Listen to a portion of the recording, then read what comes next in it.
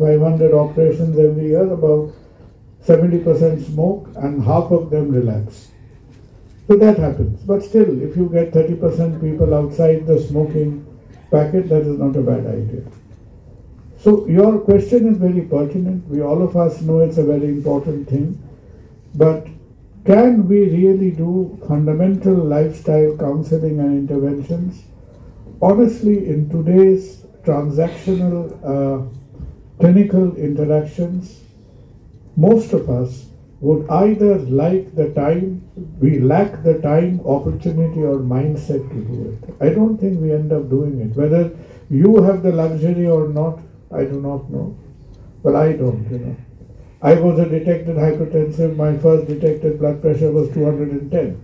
And that happened many years ago. So ever since then, has nobody dared to talk to me about my lifestyle, because everything wrong in lifestyle is wrong with me, right? We started our career as a psychiatrist training and all. That time we all understood that yes, psychiatric disorder, all mental health disorder will have an integral problem of sleep. Sleep is the main complaint we have. But as we grow and as we mature, we get more research on sleep. And now we are thinking that actually it is more of a bidirectional. Like, one side, when we are having depression and anxiety, or sleep impairs, and maybe the timing of the sleep impairs, the initiation of the sleep, maintenance of the sleep, or arousal, restorative sleep or non-restorative sleep. Those things actually changes with psychiatric problems, mental health issues. But on the other hand as well, if the person with the primary insomnia, that also can impair the person's well-being, like anxiety, depression. Those things can develop, like emotional regulation. Those things can be impaired in that if we have a difficulty in sleep as a per se. That's really important note. And as you see that with time, with the age increasing, our sleep pattern also changes. Maybe in adolescence, we have a tendency to getting up more of to nights, and that may have difficulty. It's associated, but we don't know that it is the exact equation is not known, but definitely they are related. Associations are there. Yeah, okay. So we can see there are so many effects of sleep deprivation on our body, both on our physical health as well as to help you in the sleep and overall for GI illness. Because diet, whatever you eat, that causes the whole sort of GI illness. So, you have to avoid processed food. Mainly, processed food is now lots of studies and that has shown that fatty liver, reflux, everything, and refined sugar. And mostly, what has been seen that you are more depend on the plant diets that include seeds, fibers, and also mostly the probiotic and prebiotics that are going to help you.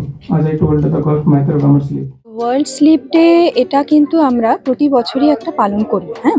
কারণ হলো আমাদের জীবনে slip সমস্ত কিছুর জন্যই তো বিভিন্ন রকম একটা স্পেশাল ডে আছে, যেরকম ধরুন ভ্যালেন্টাইন্স ডে বা ইত্যাদি ইত্যাদি। তো ওয়ার্ল্ড স্লিপ ডের একটা বিশেষ গুরুত্ব যেটা হলো, এটা কিন্তু আমাদের একটু মনে করিয়ে দেয় যে আমাদের জীবনের একটা খুব ইম্পর্টেন্ট জিনিস, যেটা হয়তো আমরা অনেকটা সময় সঠিকভাবে আসতে পারে না আমাদের জীবনে হয়তো প্রতিদিনে একটু একটু করে সেটা হারিয়ে যাচ্ছে। তো এই যে ঘুম বা ঘুমের গুরুত্ব কতটা আমাদের জীবনের জন্য, সেটার জন্যই কিন্তু এই ওয়ার্ল্ড স্লিপ ডে আমাদের সেলিব্রেশনের মেন আয়োজনটা, হ্যাঁ।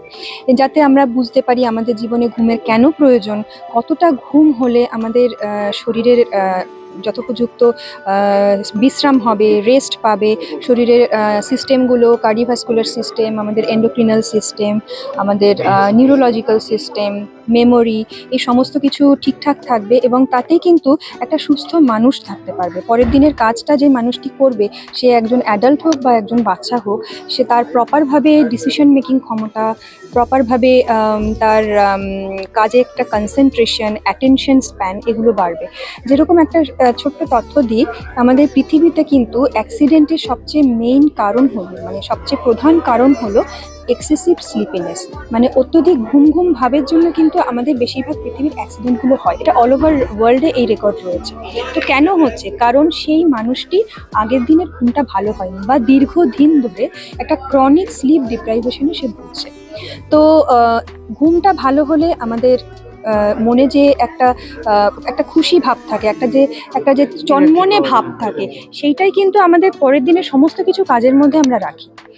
সমস্ত কিছু কাজ বলুন, ইভেন আমাদের ঘরে আমাদের পারিবারিক সম্পর্ক, আমাদের সোশ্যাল রিলেশনশিপ, এবং একটা বাচ্চার ক্ষেত্রে পার্টিকুলারলি তাদের মেন্টাল, ফিজিক্যাল এবং সোশ্যাল ওয়েলবিং পুরোটাই কিন্তু ঘুমের ওপর নির্ভর করে। হ্যাঁ, আর এই ঘুমের সমস্যার জন্য আমাদের যাতে ঘুমটা আমাদের জীবনে কতটা প্রাধান্য পায় সেটা বোঝার জন্যই আজকের দিনটি আমরা সেলিব্রেট করি। আমরা সবাই জানি যে আমাদের আজকের জীবনে নানান রকম চ্যালেঞ্জ, সমস্যা, ব্যস্ততা সব কিছু নিয়ে যে আমাদের শরীর স্বাস্থ্যের ব্যাপারটাকে ঠিকঠাক রাখতে চাইলে আমরা যেমন খাওয়া দাওয়া ঠিকঠাক করে করতে চাই, নিজেদের যাতে শারীরিক সমস্যাগুলো না আসে সেগুলো ঠিকঠাক রাখতে চাই, তো তার মধ্যে আমাদের স্লিপের ব্যাপারটা, ঘুমানোর ব্যাপারটা, মানুষের মোটামুটি দিনের মধ্যে আমরা এখনো মনে করি যে যখন আমরা খানিকটা সময় ঘুমাই, এখন কেউ হয়তো 5 ঘন্টা ঘুমায়, কেউ 6 ঘন্টা ঘুমায়, কেউ 7 ঘন্টা ঘুমায়, কিন্তু আমরা সবাই নিজের মতো করে সেই সময়টাতে নিজেদের একটা বিশ্রাম, নিজেদের একটা রেস্টের সময় খুঁজে পাই। এখন এই ব্যাপারটা নিয়ে অনেক রকম সায়েন্টিফিক, বৈজ্ঞানিক বিতর্ক আছে, যে বিতর্কের মধ্যে আমরা এখনো শিওর নই। কেউ কেউ মনে করে যে আমরা ঘুমোলে আমাদের ব্রেনটা রেস্ট পায়, অল্প একটু হয়তো পায়, ব্রেন খানিকটা রেস্ট পায় না। আমরা যখন ঘুমোই ব্রেনও কাজ করে, হার্টও কাজ করে, হাত পা মাসেলগুলো মোটামুটি হয়তো একটু স্থির থাকে। তবুও আমাদের যে অভ্যাস এবং আমাদের যে জীবনযাত্রা, তো তাতে অনিবার্য এবং অনস্বীকার্যভাবে আমরা যখন ঘুমাই, রেস্ট করি, তখন আমাদের শরীরের মধ্যে আমরা যেন আবার যে একটা বিশ্রাম নিয়ে ফিরে এলাম কাজকর্ম করতে, তার খানিকটা শক্তি, তার খানিকটা এনার্জি আমরা খুঁজে পাই। আমরা সবাই জানি, যখন ধরো এখন তোমাদের জীবনে হয়তো কম হয়, আমাদের জীবনে অনেক বেশি হয়, যে 2 দিন 3 দিন বিভিন্ন ঝুট ঝামেলার মধ্যে আমরা তো ঘুমালাম না, ঘুমানো বহু দিন গেছে জীবনে। তো ডেফিনেটলি তখন সেই 3 দিনের সময় বা 4 দিনের সময় নিজেদের অত্যন্ত ক্লান্ত মনে হয়। তো এইটা আমাদের খানিকটা অভ্যেস। এখন অবধি আমাদের যা ধারণা সেটা হচ্ছে অভ্যেসটা ভালো এবং আমাদের শরীর স্বাস্থ্যের পক্ষে বেনিফিশিয়াল।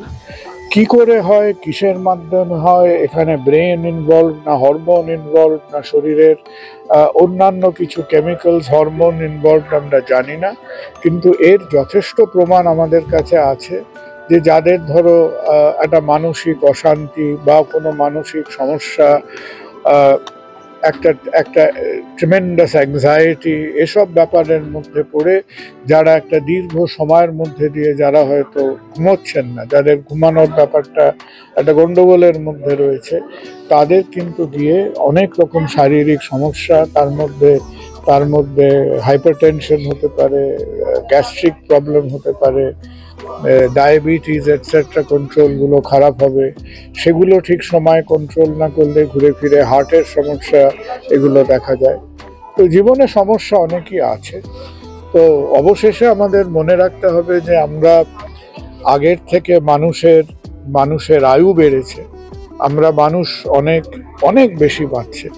আজ থেকে 50 বছর আগে আমাদের গড় আয়ু ছিল 50-52 বছর, আজকে আমাদের গড় আয়ু হচ্ছে 70-72 বছর। তো এই যে সময়টা আমরা বাঁচছি, সেই সময়টার মধ্যে আমরা কতটা ভালোভাবে, সুস্থভাবে নিজেদের সমস্যার থেকে দূরে রেখে থাকতে পারি, that is one of the issues. তো ভালো লাগলো যে ইস্যুটা নিয়ে আলাপ আলোচনা হয়। অনেক জিনিসের সঙ্গে, পলিটিক্যাল হোক, পারিবারিক হোক, তর্ক বিতর্ক হতে পারে, মানুষের বিজ্ঞান এবং টেকনোলজির সঙ্গে কোনো তর্ক বিতর্ক নেই। হ্যাঁ, আমরা টাইপরাইটারের সঙ্গে তর্ক করতে পারিনি, টেলিভিশনের সঙ্গে তর্ক করতে পারিনি, যখন লোকে হাতে ঘোরানো টেলিফোন ছিল তার সঙ্গে তর্ক করতে পারিনি, এর সঙ্গেও পারবো না। এটা অভ্যেস, এবং ব্যক্তিগতভাবে ব্যক্তি বিশেষ হিসেবে আশা করি আমরা বুঝতে পারবো যে কতটা ব্যবহার করলে আমাদের কাজে দেয়, কতটা ব্যবহার করলে আমাদের ক্ষতি হয়। So it is a matter of individual judgement. এবং যে কোনো জিনিস, যেমন দুটো ওষুধ খেলে মাথা ধরা ছাড়ে, সেটা যদি 20টা খাই আমার তার থেকে বিষক্রিয়া হবে। তো কোনটা ব্যবহার এবং কোনটা বিষক্রিয়া সেইটা বোঝার মতো জ্ঞান বুদ্ধি আমাদের এক একজন ব্যক্তিগত মানুষের থাকতে হবে। কোনো ইলেকট্রনিক গ্যাজেট কিন্তু ঘুমোতে যাওয়ার মানে বিছানায় ঘুমোতে যাওয়ার অন্তত পক্ষে আধ ঘন্টা আগে বন্ধ করে দেওয়া উচিত। সেটা আপনার মোবাইল ফোন হোক, টিভি হোক, ল্যাপটপ হোক, ট্যাব হোক, যা খুশি হোক না কেন। কিন্তু এই জিনিসটা না করলে এদের থেকে যে একটা, যেটা আমরা সবাই জানি, একটা ব্লু লাইট বেরোয়, হ্যাঁ, সেটা যেরকম আমাদের চোখের ক্ষতি করে, সেটা কিন্তু আমাদের ঘুমটাকেও তাড়িয়ে দেয়। আর এই যে কন্টিনিউয়াস যে একটা ব্রেনের এক্সাইটমেন্ট যে হতে থাকে, সেটা আমাদের ঘুমটা আসতে কিন্তু দেরি করে। অনেকেই থাকে যেরকম রাত্রে সময় মতো ঘুম আসছে না, তো সেই সময়টাতে এবার তারা মোবাইলটা ঘেটে কিছু না কিছু দেখতে শুরু করে। এটা আমাদের ভীষণ কমন। কিন্তু তাতে যেটা হয়, তাতে তাদের টায়ার্ডনেস এবং তাদের ঘুম না আসার প্রবণতা আরও বেড়ে যায়। তো কোনো ইলেকট্রনিক গ্যাজেট বিছানায় নয়। বার্তা হচ্ছে আপনারা ভালো আছেন, ভালো থাকুন।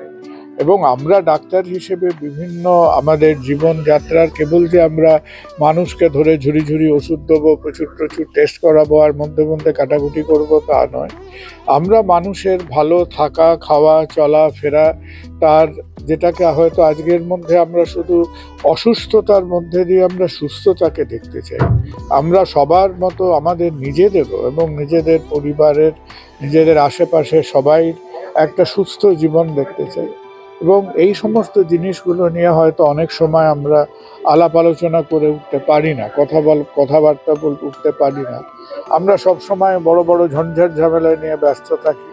এই ব্যাপারগুলো দরকারি, এই ব্যাপারগুলো প্রয়োজনীয়, ইম্পর্টেন্ট, এবং এটা নিয়ে অনেক কাজকর্ম করা এখনো বাকি আছে।